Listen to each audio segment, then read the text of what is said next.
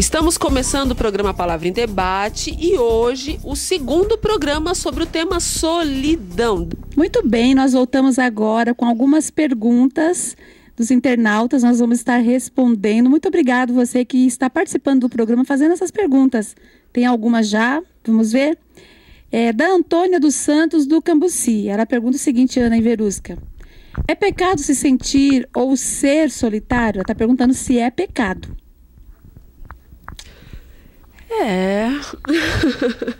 Pecar é errar o alvo, né? Então, estar solitário, a gente pode estar sozinho várias vezes e tem momentos que é bom a gente estar sozinho, né? Tem tempo para todas as coisas, como dizem em Eclesiastes, e nós podemos ficar sozinho também. Tem tempo de abraçar, deixar de abraçar.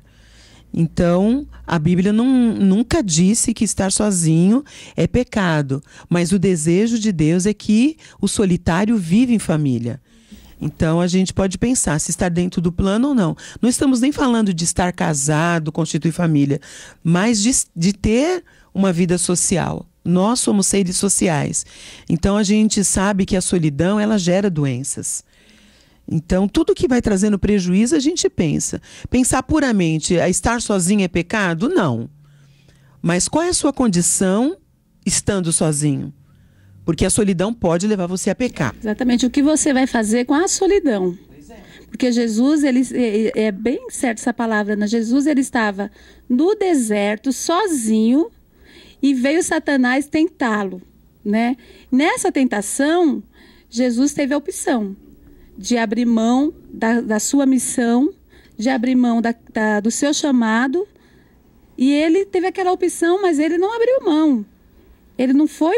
Se ele tivesse aceitado as propostas de Satanás do inferno, ele não teria morrido na cruz em nosso lugar, né? Ele teria deixado para trás todo um plano de salvação que Deus tem para o ser humano. Então, assim, o que você vai fazer com a solidão? Por estar solitário. Jesus ficou solitário, ficou sozinho no deserto, mas ele soube lidar com essa solidão. Ele falou para Satanás se afastar dele, né? Repreendeu a Satanás. Então, às vezes as pessoas, elas pegam a solidão e elas usam de maneira errada. A solidão, o estar solitário, você pode aproveitar aquele momento para orar, para buscar mais a Deus, porque Deus permite a solidão até mesmo para que a gente procure mais a Ele. Muitas pessoas se chegam a Deus por causa da solidão. Não é verdade? Eu coloco da seguinte forma, aproveitando essa pergunta também, Rose e Ana, que existe um peso no sentimento. Qual é o peso que a pessoa dá para o motivo solidão? Para o tema solidão? Qual é o peso? O que ela está fazendo com isso? Quem que ela está atingindo? Porque muitas vezes ela não está atingindo ela só. Eu diria que seria pecado, na minha visão, o quanto ela atinge as pessoas. Porque se a solidão está sendo motivo de atingir pessoas, porque muitas vezes as pessoas transferem para outras pessoas, o motivo dela está sozinha. Então ela está torturando pessoas muitas vezes por motivos de solidão, e para mim isso é pecado. Porque ela está utilizando de um sentimento, de uma carga que muitas vezes ela está colocando nesse sentimento para atingir um terceiro. Sim. Família, o pastor ou a pastora, enfim, não importa quem, mas muitas vezes está atingindo uma outra pessoa. Sim. Isso é uma coisa. A segunda coisa, dependendo do peso, eu posso entender que existe uma doença também. Então, além da questão se é pecado ou não pecado, eu acrescentaria é doença ou não é doença. Porque tem pessoas que são doentes. Você que está em casa e que convive com alguém que fala de solidão 24 horas, mas não busca amigos. Fala de solidão 24 horas, mas não interage. Não tenta fazer parte de um grupo. Fala de solidão, mas muitas vezes sabota relacionamentos afetivos. Fala de solidão, mas evita muitas vezes até mesmo ir para a igreja onde todo mundo participa. Então, peraí. Para mim, isso é doença. E o pecado, ainda dentro disso que você está falando, Verusca, ela vai alimentando aquela doença. Sim. Porque ela não vai buscar a cura. E a gente sabe que tem uma fonte de cura, que é Jesus Cristo. Jesus mesmo, o nome dele é Emanuel, Deus conosco. Ele está presente com aquele que quer que ele esteja presente, né? Ele vai estar junto, ele vai estar acolhendo, vai estar abençoando, vai estar curando. Então, a pessoa, quando ela quer ficar alimentando aquela doença, então ela está pecando, porque ela tem a fonte da cura e ela não quer a cura. Aí entra a questão A diferença pecado. da questão da doença é que existe muitas vezes traumas, existe uma carência incutida nisso tudo gigante e as pessoas se autoalimentam dessa forma. Mas você pode mudar essa história. Se você se sente assim, ou acompanha, convive com alguém que vive, né, dentro desse tema, vive dessa forma, você pode mudar essa história. Senta perto dessa pessoa, ou se essa pessoa é você, faça uma reflexão e comece a construir uma história diferente. Dá tempo de você mudar essa história e fazer desse ano um ano diferente para sua vida. A não ser que você não queira. Aí nem eu, nem a Ana, nem a Rose pode interferir no seu livre-arbítrio. Mas se isso te incomoda, a gente, tanto uma quanto outra, pode dizer para você, acorda e vive uma nova história. Eu tenho certeza que aqui está assistindo pessoas que Deus queria que estivessem. E que de repente vai usar dessa palavra para mudar um ano. E eu tenho certeza que se isso acontecer com você, ainda você vai mandar um e-mail para a gente, ainda vai dizer, olha, eu acordei. Amém. Eu repensei minha vida. Nós vamos orar por isso, para que isso Com aconteça. certeza. Eu só queria falar uma coisa, assim, que eu acho que eu já até vivi isso, assim, de querer estar sozinho. Uma decisão, uma opção por frustração. Você se frustra com relacionamentos e você acaba igualando todas as pessoas e você acha que sempre vai ser daquela maneira. Por ter uma coincidência, acontecer 1, 2, 3, 4, sei lá, 10 vezes. Né? Mas eu acho que a nossa experiência, talvez pastoral, de lidar com muita gente e algumas pessoas, às vezes está perto de você, às vezes não está. Então você tem que saber lidar. Né? Porque você também pode ter interrompido processos e talvez você não teve coragem de admitir que você errou, ou que você falou uma palavra, ou que a maneira que você encaminhou o relacionamento não foi boa, não foi saudável. Porque também eu vejo isso, doutora, quando a pessoa é muito só, quando ela encontra também uma fonte de amizade, e às vezes vira aquele aspirador. E aí a outra pessoa também ela quer um relacionamento de troca. Então eu acho que a palavra hoje é invista. Invista em relacionamentos. Saia, sabe, da frente do computador, vá lidar com as pessoas, vá fazer algo social, vai fazer algo que você se sinta bem de estar com outro ser humano, porque isso não é normal. Esse cerco solitário pode ser uma prisão. Uma prisão emocional que você tem que interromper por alguma coisa que te frustrou e agora você tem tanto medo de se relacionar que você não quer mais fazer esse investimento. É interessante, né, Ana? Como que a frustração e a decepção com as pessoas faz com que a pessoa entre nesse isolamento, né, nesse casulo, e ela não quer mais se relacionar e ela acaba entrando também num nível de exigência muito grande. Eu vejo assim que muita gente está só porque ela entrou num nível de exigência muito grande. Ou porque ela se acha perfeita e não existe ninguém perfeito. O perfeito é Jesus, é Deus. Nós somos pastores, não somos perfeitos. Nenhum filho de Deus é perfeito, por mais justificado que nós sejamos através do sangue de Jesus Cristo, do seu sacrifício na cruz. Mas às vezes a pessoa ela vai se decepcionando. Ela não tem culpa de alguém ter decepcionado ela. A culpa não é dela, mas aí ela vai entrando num padrão muito elevado e não precisa.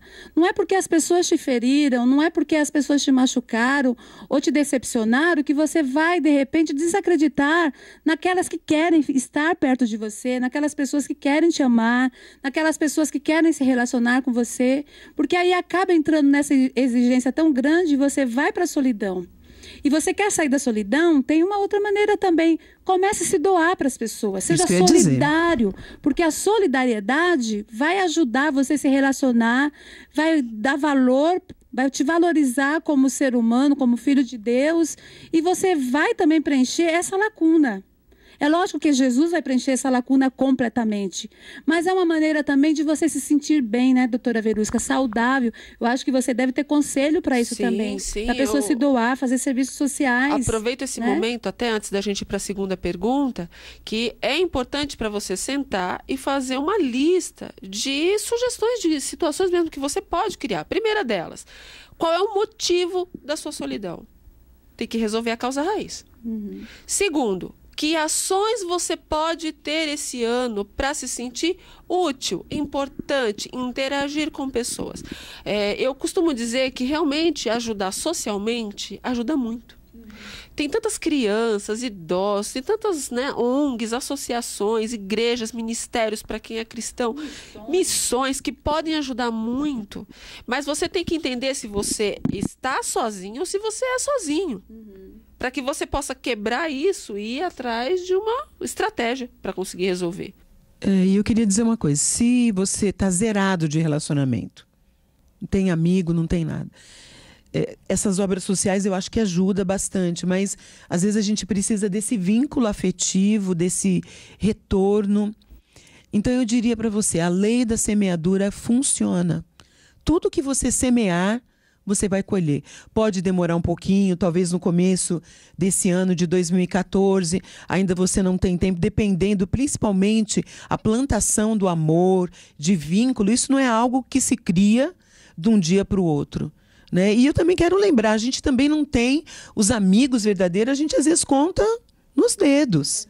Aquelas pessoas que a gente pode se abrir, que a gente pode falar e se expor. Esse tipo de relacionamento, ele precisa de investimento mesmo.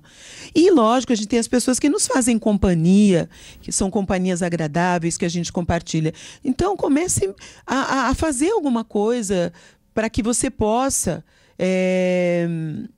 se ler, entender o que você precisa e também ter calma, né? Comece 2014 com calma, porque é processo, é processual. Se você não tem nada hoje, comece a fazer. Comece a investir nisso, né? E todo mundo, né? O planejamento é essencial. Aproveita sair todo mundo, achando que todo mundo vai amigo. Responder. E tem mais. Assim, né? E tem mais um detalhe. Você vai se decepcionar porque ser humano é assim. Mas você tem que estar preparado para isso. Sim. Porque senão, tá vendo? Prefiro a vida solitária. Não. Você tem que estar preparado para essa situação. Infelizmente, as pessoas são falhas, são pecadoras e muitas vezes pisam na bola, erram. Mas as situações, elas precisam ser superadas. Nós vamos para os intervalos comerciais e já voltamos daqui a pouco com o programa para você. Até daqui a pouco. A Igreja Internacional Água da Vida, dirigida por seus apóstolos Eliseu e Rose, convidam você e sua família para participar dos cultos, todos os domingos às 18 horas. E se você é jovem, aproveite, venha conhecer o culto jovem. A Rede Jovem acontece todos os sábados às 19 horas. Endereço: Avenida Guapira, 146, bairro do Tucuruvi, bem próximo à estação de metrô e ao shopping Tucuruvi. Que Deus abençoe vocês. Estamos esperando sua visita.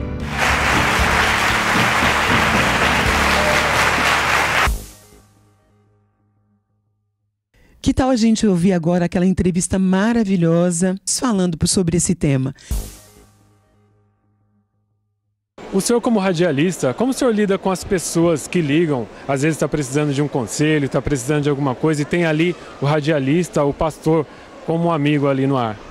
Meu querido, essa é uma das coisas que eu enfrento quase todos os dias no meu programa de rádio. Eu tenho 5 horas de programa de rádio em Curitiba. E eu tenho um espaço de meia hora, pelo menos, onde as pessoas ligam e contam os seus dramas, pedem oração. E o que eu mais percebo é que as pessoas precisam de alguém para ouvir. Às vezes, pessoas ligam para mim como se o programa de rádio tivesse 2 horas e ele pudesse contar seus problemas. Às vezes ligam direto no telefone da rádio para conversar. Mas uma das coisas que eu observo e é uma das coisas que eu faço. Todo comunicador de rádio fala muito, fala demais. Mas todas as vezes que me deparo diante desses problemas, eu tento conter o meu lado comunicador, o meu lado de rádio, comunicador de rádio, para ouvir as pessoas. Falar o mínimo possível e ouvir o máximo possível. Nos dias que nós vivemos hoje, as pessoas pouco conversam, pouco dialogam, pouco contato têm. Hoje, pelo sistema tão fácil, todo mundo tem, às vezes, essa semana agora falando com meu filho, ele abriu um Facebook novo, ele disse: papai, eu já tenho 700 amigos. Na cabeça dele de 13 anos, 700 amigos são pessoas que fazem parte do Facebook. Eu falei, filho, papai tem 57 anos e às vezes eu procuro nas mãos do dedo amigos. É difícil encontrar amigos. É fácil encontrar pessoas que curtem você no Facebook, etc e tal, que seguem você no Twitter, mas amigos são poucos. O que eu percebo é a grande carência de pessoas que possam ouvir e dar um conselho amigável, um conselho de amigo baseado e alicerçado na palavra. O grande segredo, na minha opinião, é ter paciência para ouvir as pessoas que estão geralmente até o pescoço de problemas. E o meu conselho é, não abra o seu coração para qualquer pessoa. Escolha alguém de confiança que seja alicerçado, baseado na palavra de Deus, para poder receber esse conselho. E como comunicador de rádio, é uma das coisas que eu recebo muito, são ligações de pessoas contando seus dramas, contando os seus problemas. Bom, na literatura é o seguinte, muitas pessoas pensam que o escritor é solitário. Não, nem sempre é assim. Quando o escritor escreve sobre solidão, ele quer alcançar aquelas pessoas, aquele público que está se sentindo muito sozinho, ou então que quer ter alguém e não consegue, ou se sentiu decepcionado e se isolou do mundo. O livro em si, ele não é um fator de isolamento. Só naquele momento que você está lendo, né? Está prestando atenção, principalmente quando o livro prende. Então, para quebrar essa questão do isolamento, eu como escritora indico ler livros. Porque quando você lê, você amplia o seu universo, você acaba conhecendo outras coisas, outras culturas, outros tipos de visões. E isso faz você se socializar melhor com o grupo social.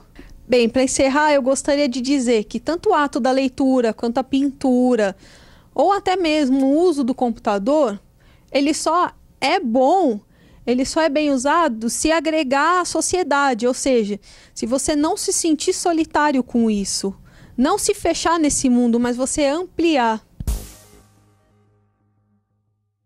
Mas eu acho que essa fragilidade que as pessoas têm hoje, não apenas no relacionamento de amizade, no casamento, por exemplo. Por que tem tanta gente divorciada? Não estou falando que todos os divorciados estão sozinhos, porque isso acontece, mas por que tem tanta separação hoje? Porque dentro do casamento, as pessoas estão sozinhas dentro do casamento, dentro de um relacionamento conjugal.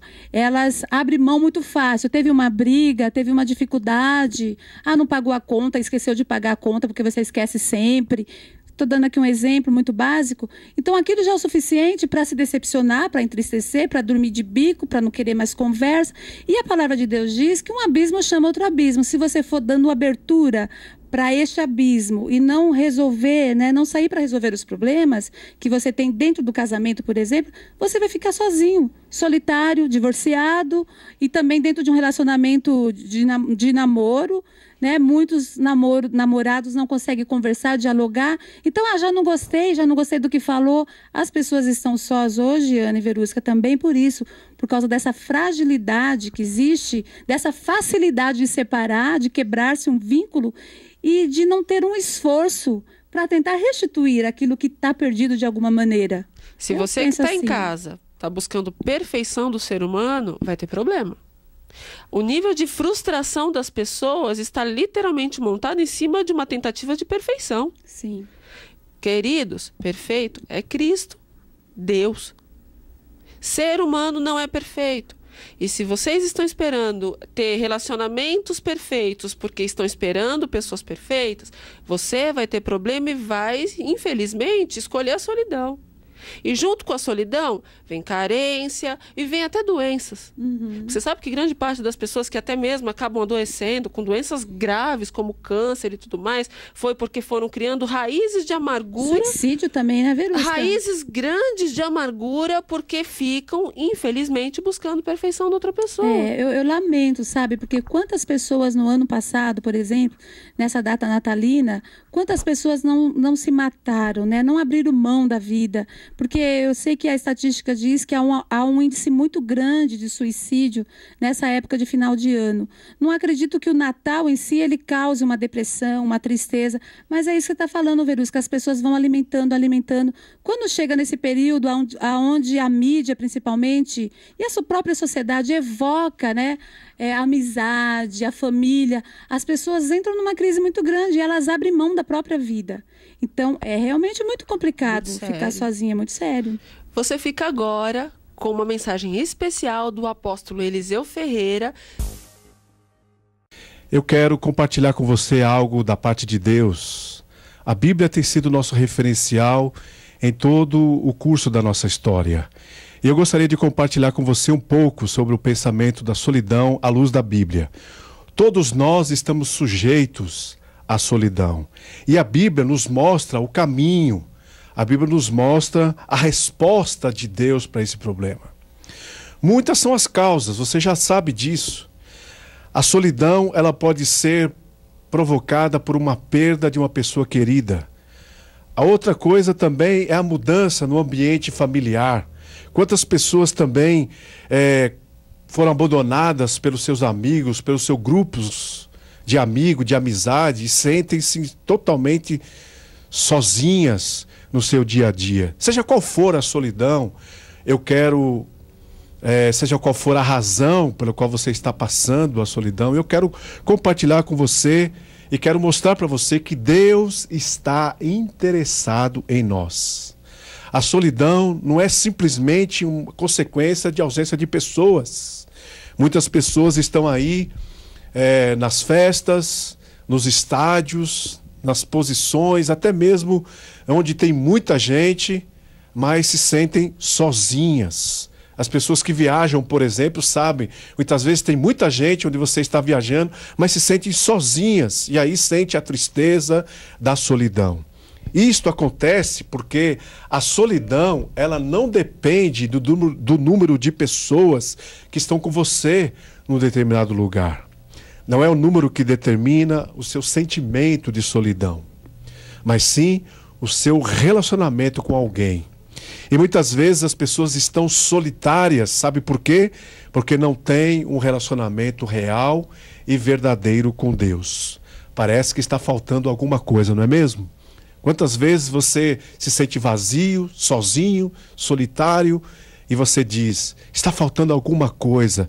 E muitas pessoas estão à procura dessas coisas. Nós encontramos na Bíblia uma história de um homem que experimentou a solidão e era um homem de Deus, mas ele encontrou a resposta para o seu problema. Eu quero ler com você o texto de 1 Reis, capítulo 19, versículo 9. E o texto diz: E veio a palavra do Senhor dizendo: Que fazes, Elias? Veja bem, nesse contexto, Elias estava dentro de uma caverna. Estava se sentindo sozinho. Por quê? Porque depois de uma grande vitória, a Bíblia diz que ele foi ameaçado pela rainha Jezabel e ele se sentiu sozinho. E ele fugiu e foi se esconder numa caverna.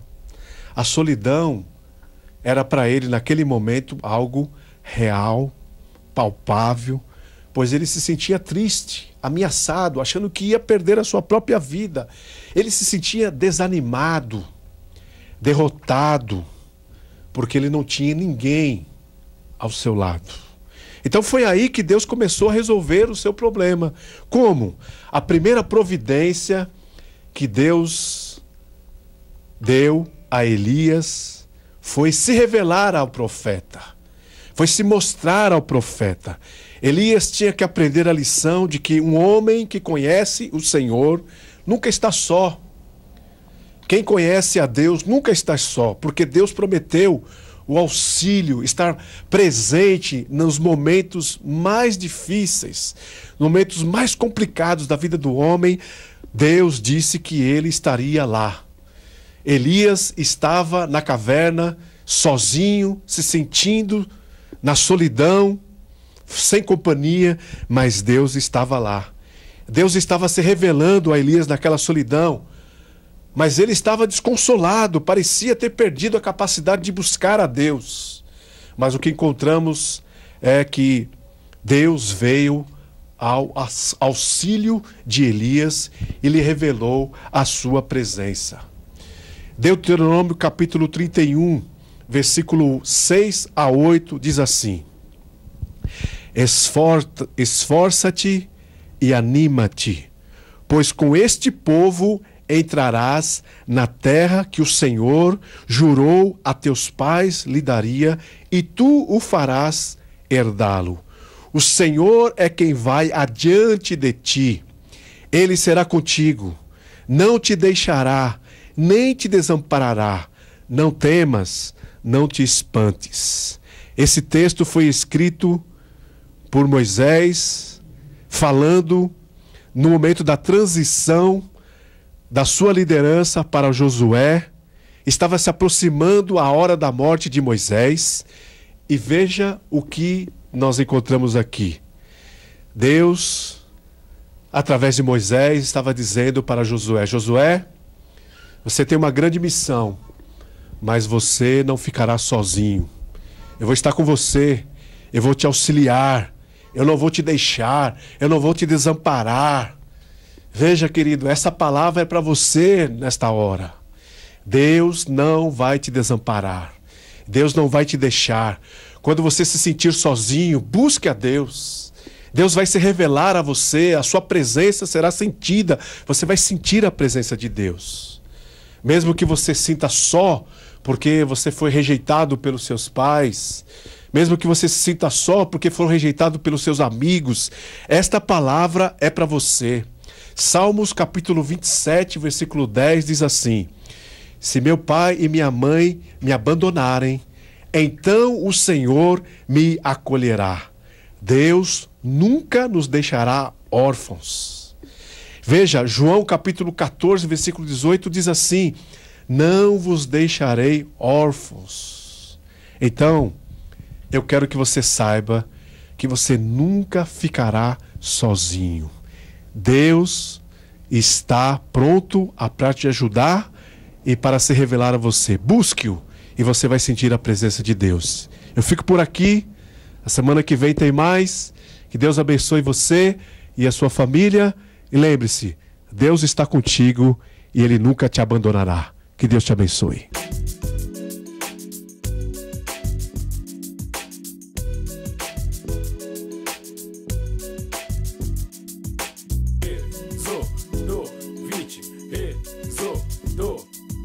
Êxodo 20, 3 a 17.